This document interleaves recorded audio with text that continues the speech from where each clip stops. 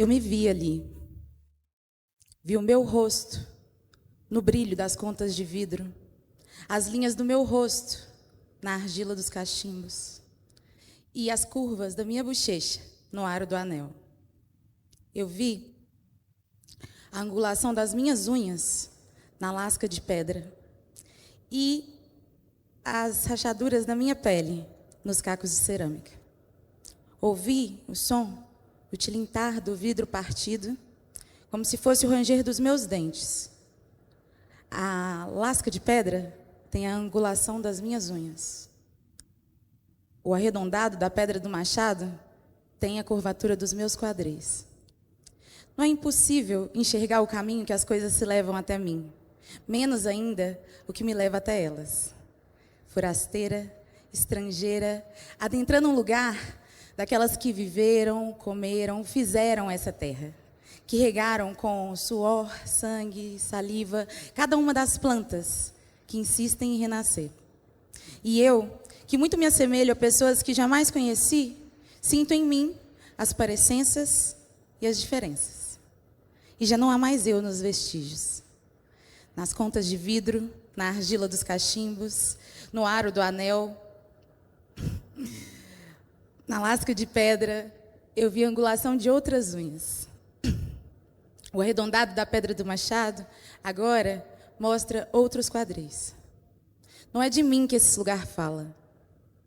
No entanto, nós nos encontramos, pois atravessamos a encruzilhada narrativa que nos conecta, fazendo ser possível ver os nossos olhos, os nossos rostos, as nossas bochechas, os nossos cabelos, as nossas peles, a angulação das nossas unhas, o arredondado dos nossos quadris, que de uma forma ou de outra sustentam o berço onde nasce o mundo e escorrem da mesma fonte que tudo pariu.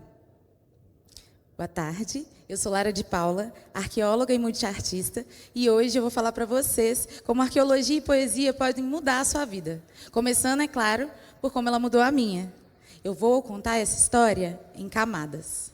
A nossa primeira começa em 2018, no meu mestrado em antropologia, com ênfase em arqueologia na UFMG, onde eu fui convidada a participar de um projeto chamado Arqueola Caroline, na Guiana de colonização francesa. Esse território ultramarino, 7 vezes menor do que Minas Gerais, que faz divisa com o Amapá, possui uma trajetória muito diferente da nossa, que também tem coisas que se atravessam. Para vocês terem ideia, nesse território tiveram 2 abolições, acredita? Eu fui escavar uma área de habitação de escravizados dentro de uma fazenda de especiarias na região de Rurá, onde hoje há uma reserva indígena do povo Wayang, falante de francês, afro-guianês e a sua língua originária. Nenhuma delas eu falava.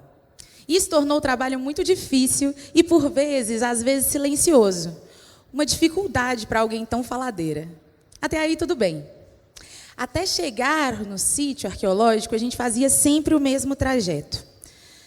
Descer até o porto para o rio Oiaque, onde a gente pegava o barco a motor e navegávamos por cerca de meia hora até a Vila Wayang, onde a gente era liberado para poder andar numa trilha por mais 30 minutos, até o ponto estudado. Nesse translado, a gente tinha sempre um atraso da partida até a trilha, onde ficávamos esperando numa cabana perto do rio.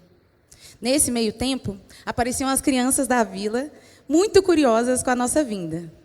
Num desses dias, me deixaram sozinha para resolver questões logísticas e eu fiquei sentada em cima da mesa enquanto as crianças brincavam em torno de mim, de pega-pega. A minha ansiedade em me comunicar era tamanha, quase maior que a minha vergonha. Mas eu lá não pegava internet, não dava para dar um Google Tradutor. Pelo olhar, a gente se percebia na timidez e na euforia. Até que um objeto pequeno chamou a minha atenção na gola da blusa de uma das crianças, uma caneta. Pedi emprestada, fui desenhando uma pessoinha com uma setinha e escrevi Lara. A partir daí começou uma brincadeira farta, onde cada uma ia se desenhando, colocando nome, as mais velhas ajudando as que ainda não eram alfabetizadas. E depois disso, eu nunca mais fiquei sozinha. Na chegada, tomávamos banho de rio e íamos traduzindo os nomes das coisas enquanto a gente apontava. Rio, Oiaque, Rivière. Nessa época, eu também fazia parte de um projeto na UFMG chamado Preta Poeta, onde aprendi a me reconectar com as palavras. Depois disso, eu comecei a produzir o que hoje é a arqueopoesia que eu levo para a minha vida. Mas agora, a gente vai descer mais uma camada. A linguagem é aquilo que nos conecta. Ela faz com que a gente consiga se compreender, se entender e construir uma outra forma de nos comunicar. É também uma memória compartilhada, granulada, em momentos, memórias, histórias. A forma como aprendemos influencia bastante na nossa criatividade e na fixação crítica do conteúdo que é apresentado. O olhar poético, ele nos permite um maior molejo entre aquilo que a gente quer dizer e as coisas que a gente está sentindo. A arqueologia, ela é composta por uma análise de 4 elementos: pessoas, lugares, tempos e coisas. Juntando todas essas coisas, a gente tem uma possibilidade narrativa diferente da que a gente tinha antes. E a arqueologia nos ensina como que esse mundo material, ele também está muito ligado com a nossa própria história, a nossa própria memória. Agora, eu vou mudar de camada mais uma vez e a gente vai falar sobre uma outra pesquisa de um arqueólogo e uma arqueóloga nos Estados Unidos. Tudo começa por conta desse bichinho. Essa é uma réplica em amigurumi de um artefato muito antigo, que foi chamado de Vênus durante um bom tempo. A original veio da Áustria, tem mais de 30 mil anos, 11 centímetros, e é feita de calcário, igual a gruta que a gente está aqui pertinho, né? Com isso em mente, 2 arqueólogos resolveram analisar como foi feita essa bonequinha. Ela tem proporções que são diferentes daquelas que a gente imagina diretamente, né? Essa coisinha de calcário é um convite à mudança de perspectiva. Reparando as proporções dessa bonequinha, conseguiram perceber que, através da arqueologia experimental, que ela provavelmente seria feita em primeira pessoa. Uma pessoa, portanto, mulher, analisando a própria fisionomia. E não um observador externo fazendo uma declaração a uma musa. E se essa escultura, né, ela não foi a primeira versão de uma mulher querendo dizer sobre ela mesma, né? Bom, essas fotografias, elas foram tiradas de uma mulher grávida em ângulos semelhantes por ela mesma, né? Em ângulos semelhantes, para poder comprovar que os resultados dão muito mais interessância nesse debate.